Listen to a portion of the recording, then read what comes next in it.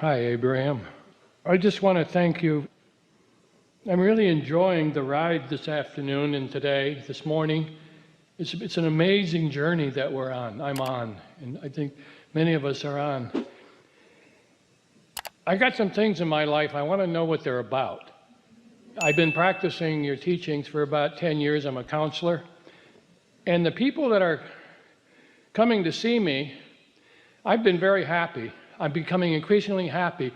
And the people that are coming to see me, and be with me, they're getting happier and richer. And I'm just getting happy.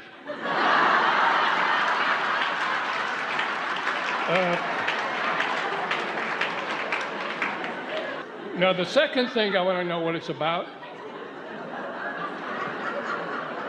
Do you believe that you have desire to be getting more prosperous? That seems like a burden. So there you go. So what we were going to point out, you made it so easy. What we were going to point out is that while you may have a desire for more prosperity, you undoubtedly, if it's not coming and coming easily, you've got some thoughts that you're thinking that are counter to that, like it's inappropriate, or it's not spiritual, or it's too much to maintain, or it would clutter my life, or it would step on my toes of freedom, or all of those things. You're right. And the second thing that I've noticed is I've been having this experience of my mind either going blank sometimes, and I forget this 10 years of practice of your material, or I'm thinking of infinity. And when I think of infinity, I just start feeling better and better and better. And I don't know what that's about. Well, a quieted mind puts you in the receptive mode. We're so happy to say this to you. You will hear it easily. Communication from your inner being, from source, does not come in words. It comes in a vibration that you translate into words or sight or emotion or impulse. We just want you to pay a little attention as this is happening over the next days, that feeling of blankness, don't misunderstand and think because words aren't flowing that it's blankness. Focus on the emotion of it. Focus on the feeling of it, because it's not absence of beingness. It's just energy that's flowing to you that you can translate in feeling. Esther remembers the first time she sat to meditate, and she quieted her mind, and they set the timer for 15 minutes, and she said, let's do it again. And they set it for 15 minutes, and she said, let's do it again. And she said, let's do it again. And during that 45 minutes, she felt completely detached from her body. Well, that was a communication. She was sensing the energy of us. And while she didn't have any framework in which to understand it, she was getting ready to be ready for all of these words. So just feel the satisfaction of what it is, and don't try to make it more than what it is, because you can't. Whatever it is what it is, and just let yourself enjoy it, whatever it is, as much as you can, and then it will become more and more and more if you want it to. And my last question of what it's about is, you seem to be upending our whole culture. Good. To a certain extent. We want you to be beings, not doers, and we want you to be lovers, not haters, and we want you to be receivers more and thinkers a little less. And that touches my question of what it's about. For my first 65 years, I was involved in being very assertive and pushy and overworking and making big achievements in this society. And that's why you're sort of not really liking the idea of prosperity, because you associate that prosperity with the struggle. But you can have prosperity without the struggle.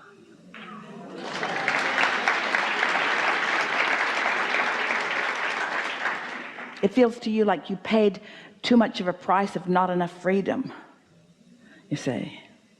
So receptivity is the challenge for me, is to really embrace receptivity rather than assertiveness. Today's been a good day, but here's the way to look at it. Step 1, step 2, step 3. We haven't talked about this today like this. Step 1 is contrast causes you to ask. And in that step 1, you're doing a whole lot of thinking. You're comparing this to this. You're acknowledging that and that. That's really the thinking mode. Step 2, not yours to do. Source is thinking about it. Source is answering it. Source is flowing to it. Step 3 is you get into the receptive mode so that you can receive the answer to what you've been thinking about. It's the match to your thoughts. It's the positive match to your thoughts. So it sort of all comes together for you, doesn't it? We think that the takeaway for you in what's happened all day here today, and the thing that we want to emphasize with you most right now, is just pay a little bit of attention to whether you're thinking or whether you're receiving. But here's the thing. So when you think about conditions, you launch rockets of desire, and it sets creation in motion. And then when you care about how you feel, and you know about your inner being, and you deliberately tune to the frequency of your vortex into your inner being, and you accomplish vibrational equivalency because you've quieted your mind and you're thinking nothing, and in thinking nothing you're contradicting nothing, so you've got vibrational equivalency because you're thinking nothing.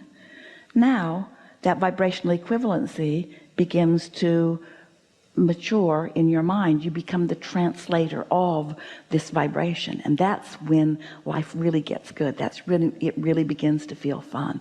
And once that begins and you add your thoughts to that, that's when you really begin to feel the hands in the clay, deliberate creation that you came to live. So it isn't that we want you to stop thinking, it's that we want you to know when to press on the gas and when to let up on the gas. And so step 1, you're stepping on the gas and you're stepping on the brakes and you're stepping on the gas, and then when you get into the receptive mode, you're just letting it flow naturally. But once that momentum starts going, then it's time to get on the internet and make that phone call and find those 2 men in a truck and invite them over and make an appointment and think about that. And you see what we're getting at? It dovetails so beautifully when you let your mind meld with the mind of your inner being. That's co-creation at its best. You as an extension of source energy, but not a puppet on a string extension of source energy, the leader of source energy. Sometimes people will say to us, Abraham, I've been following you for 10 years. And we say, actually, we've been following you. You're the one mixing it up. You're the one asking the questions. You're the one summoning us. We're on the heels of the life that you are carving out, you see. Am I waking up from a dream? That's what getting into the receptive mode is. You could say you're waking up from a dream because you're gradually releasing the beliefs that kept it hidden from you. You come in and you're wide awake when you first come into your body, and then you meet others and you want to go back to sleep. And then they start trying to control you a little bit, and then you pick up beliefs that don't serve you, which sort of tamp down your enthusiasm for life. It quiets your interest in things, and then you reach this place where you're asking with stronger fervor and receiving with greater clarity, and it's a reawakening.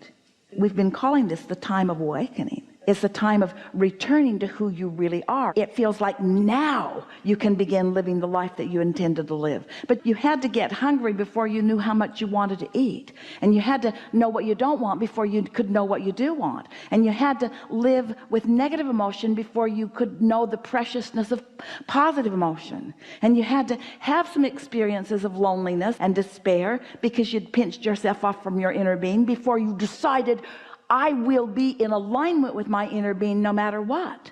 It's easy in this world of so many things going right for you. It's easy for you to become complacent and stop tuning yourselves. But when things start shaking up a little bit and you start recognizing the things that really matter to you, then you wake up and hopefully align with the energy that creates worlds. Something more on that list?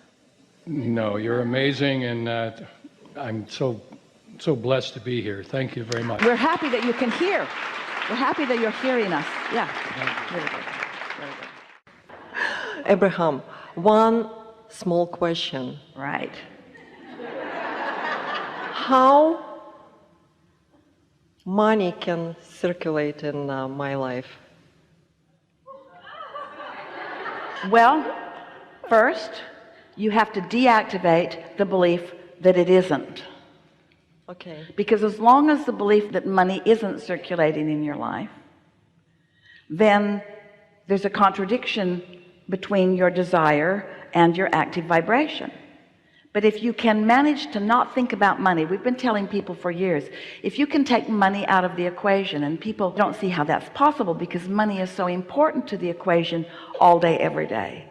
And then we say, well, then soften the word money or the idea of currency and call it prosperity.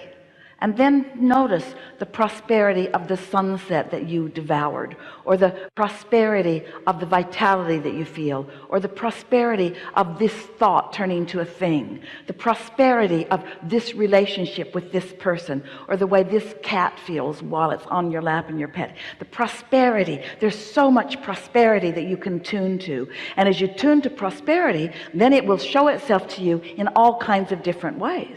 But as long as you've got not enough money, not enough money, not enough money, not enough money active in your vibration, then law of attraction is going to bring you the prosperity in all kinds of other ways. And then you get really articulate. You're really good with words, and you say, why does prosperity come to me in this way and this way and this way and this way, but not that way? And we say, that's why. Because you get what you think about. Wow. So we started out today talking to you about the subtleties of vibration, but they don't always have to be subtle. As you tune to who you are and tune to who you are and tune to who you are, after a while that's such a strong current that it's not subtle, it's dominant.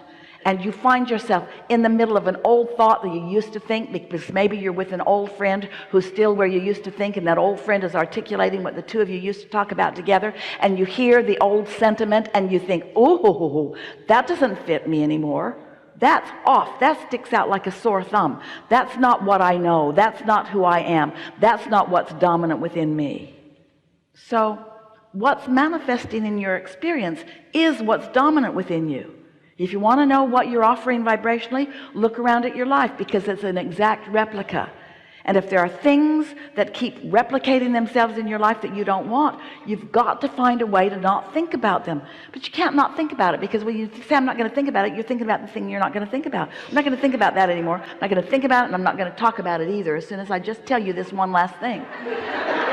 I just have to tell you this one last story. I'll just do it in 16 seconds, but I just have to tell you this one last story about this thing that I do not want. Well, momentum just carries it. So what you want to do is find a way of finding the vibrational essence of what you do want. And the best way we know to do that is through meditation.